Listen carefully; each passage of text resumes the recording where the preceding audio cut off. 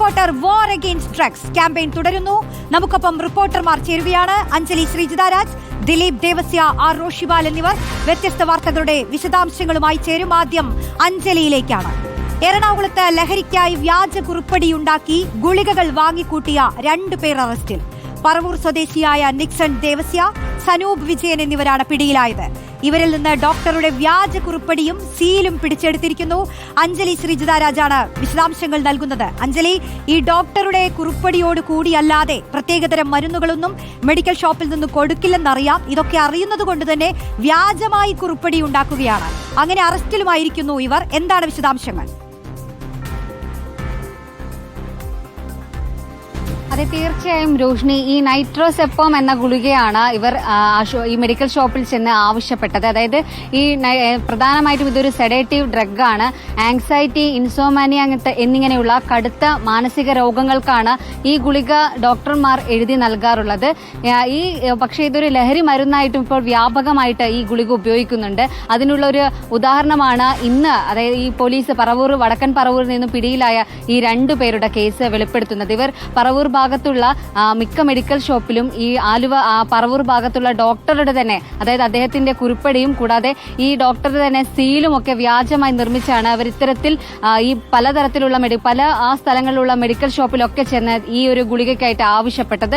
കൂടാതെ മറ്റൊരു വിവരം എന്ന് പറയുന്നത്, ഇവർ സ്കൂളുകളും കൂടാതെ വിദ്യാർത്ഥികളെ, ഈ കോളേജിലെയും സ്കൂളിലെയും വിദ്യാർത്ഥികൾക്കൊക്കെ ഇത് വിൽപ്പന നടത്തുന്നതായിട്ടുള്ള വിവരങ്ങളും പോലീസിന് ലഭിച്ചിട്ടുണ്ട്. നേരത്തെ കോയമ്പത്തൂർ കേന്ദ്രീകരിച്ചായിരുന്നു ഇവർ ഈ രീതിയിലുള്ള ഈ ഒരു മരുന്ന് വാങ്ങുകയും കൂടാതെ അവിടെയായിരുന്നു കൂടുതൽ ഇവർ വിൽപ്പന നടത്തിയിരുന്നത്. എന്നാൽ ഈ അടുത്താണ് ഇവർ വടക്കൻ പറവൂർ കേന്ദ്രീകരിച്ചു ആ ഭാഗങ്ങളിൽ, കൊച്ചിയുടെ പല ഭാഗങ്ങളിലേക്കും ഇവർ ഇപ്പോൾ ഈ ഒരു ഗുളിക ഈ മെഡിക്കൽ ഷോപ്പിൽ ചെന്ന് വാങ്ങുന്നു. തുടർന്ന് ഈ ഉപയോഗിക്കുന്നതിനോടൊപ്പം തന്നെ വിൽപ്പനയ്ക്കായിട്ടുമാണ് ഇവർ ഏറ്റവും കൂടുതൽ ഈ ഗുളിക വാങ്ങിക്കുന്നത്.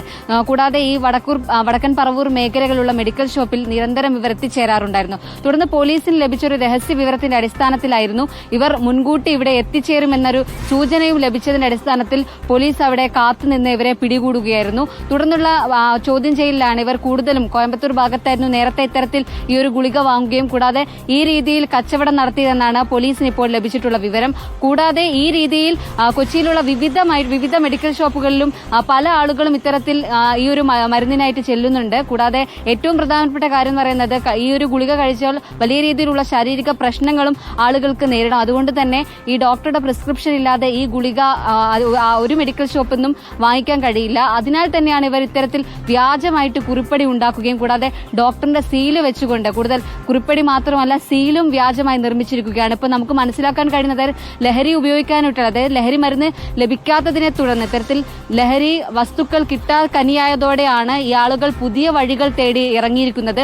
പ്രത്യേകിച്ചും ഈ കൊച്ചി നോക്കുവാണെങ്കിൽ ഏറ്റവും കൂടുതൽ ലഹരി ഉപയോഗം കൂടുതലുള്ളതും കൂടുതൽ കേസുകൾ നിരന്തരമായിട്ട് പിടിക്കപ്പെടുന്ന ഒരു സ്ഥലമാണ്. അവിടെ ഇപ്പോൾ ലഹരി മരുന്നിന് കൂടുതൽ ആളുകൾ ഉപയോഗിക്കുകയാണ്. അതായത് ഇത്തരത്തിലുള്ള നൈട്രോസെപ്പാം പോലുള്ള മരുന്നുകൾ ഈ മെഡിക്കൽ ഷോപ്പിൽ ചെന്ന ആളുകൾ വാങ്ങിക്കുകയാണ്. അതിന് വ്യാജ കുറിപ്പടി ഉണ്ടാക്കി അത് ഉപയോഗിക്കുന്നത് വലിയ ഞെട്ടലോടെ. മരുന്നുകൾ മെഡിക്കൽ ഷോപ്പിൽ ചെന്ന് വാങ്ങുന്നത്, ഇവരെങ്ങനെയാണ് ഈ വ്യാജ കുറിപ്പടികൾ ഉണ്ടാക്കുന്നത്? ഇങ്ങനെ ഉണ്ടാക്കുന്ന വ്യാജ കുറിപ്പടികൾ ഈ മെഡിക്കൽ ഷോപ്പിലുള്ള ആളുകൾക്കൊന്നും തിരിച്ചറിയുന്നില്ലേ എന്ന വിശദാംശങ്ങളിലേക്ക് നമുക്ക് കടക്കാം.